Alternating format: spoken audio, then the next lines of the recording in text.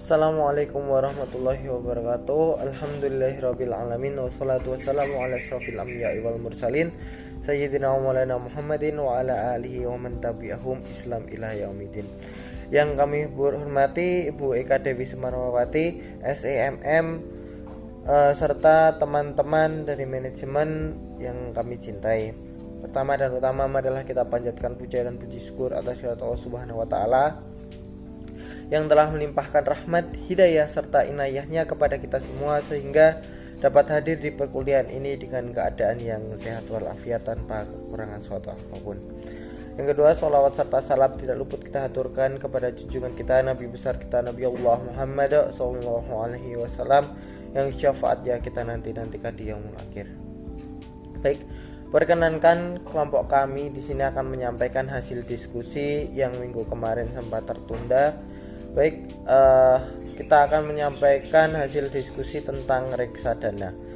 Sebelumnya dari kelompok kami, yang pertama saya sendiri Marco Dwi Nugroho, yang kedua Dandung Ruminto, dan yang ketiga Titis Septiana. Baik, langsung saja. Untuk yang pertama yaitu adalah reksadana. Apa itu reksadana? Jadi reksadana adalah suatu wadah untuk menghimpun dana masyarakat yang dikelola oleh badan hukum yang bernama manajer investasi atau disingkat MI. Selanjutnya, MI ini menginvestasikan dana tersebut ke dalam surat berharga seperti saham, obligasi, dan instrumen pasar uang.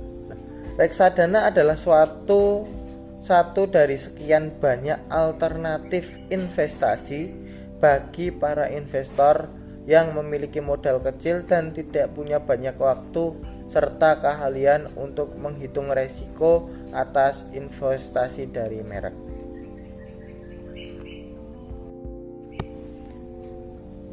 Menurut Undang-Undang Pasar Modal Nomor 8 Tahun 1995 pasal 1 ayat 27, dalam pasal tersebut disebutkan reksadana adalah wadah yang dipergunakan untuk menghimpun dana dari masyarakat pemodal untuk selanjutnya diinvestasikan dalam portofolio efek oleh manajer investasi.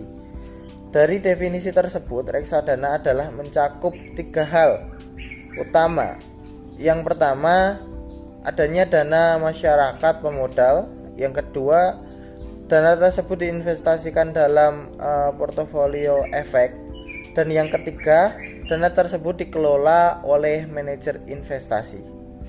Dana yang ada dalam reksadana adalah dana bersama para pemodal, sedangkan manajer investasi adalah pihak yang dipercaya untuk mengelola dana tersebut.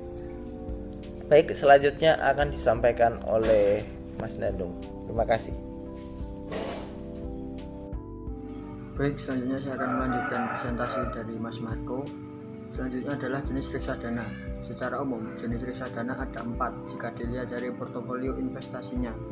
Yang pertama adalah reksadana pasar uang. Reksadana pasar uang adalah reksadana yang penempatan dananya pada instrumen pasar uang dan efek bersifat utang yang diterbitkan dengan jangka waktu tidak lebih dari 1 tahun. Yang kedua ada reksadana pendapatan tetap, adalah jenis reksadana yang penempatan investasinya dari aktifanya dalam bentuk efek bersifat utang. Selanjutnya adalah reksadana saham. Reksadana saham adalah jenis reksadana yang memiliki risiko lebih tinggi dari reksadana pasar uang dan reksadana pendapatan tetap. Yang terakhir adalah reksadana campuran. Sesuai dengan namanya, penempatan investasi pada reksadana campuran adalah dalam efek bersifat ekuitas dan efek bersifat utang. Dengan kata lain, penempatan investasinya digabung antara saham dan obligasi. Selanjutnya akan dilanjutkan oleh Mbak Titis. Baik, saya akan melanjutkan presentasi dari teman saya, yaitu mengenai keuntungan investasi reksadana. Yang pertama, investasi reksadana terjangkau karena bisa dibeli dengan harga minimal 100.000. Kedua, risiko investasi reksadana lebih rendah karena diversifikasi investasi oleh MI. Yang ketiga, likuiditas terjaga. Investor dapat mencairkan kembali investasinya di setiap hari bursa, yaitu hari kerja yang telah ditetapkan sesuai kalender Bursa Efek Indonesia. Yang keempat, transparan. Investor dapat mengetahui reksadananya diinvestasikan di aset apa-apa saja. Yang selanjutnya ada resiko investasi reksadana, yaitu resiko berkurangnya nilai unit karena mengalami fluktuasi. Kedua, risiko likuiditas. Jika sebagian besar investor melakukan penjualan kembali atau redemption, maka investor kesulitan menarik dananya. Jika manajer investasi kurang atau tidak berhasil dalam mengelola portofolio efeknya, maka nilai aktiva bersih per unit reksadana tersebut juga akan menurun nilainya. Wan prestasi yakni apabila manajer investasi pengelola reksadana adalah tidak melakukan kewajibannya sehingga investor bisa kehilangan dananya. Sekian dari kami, kurang lebihnya mohon maaf. Wassalamualaikum warahmatullahi wabarakatuh.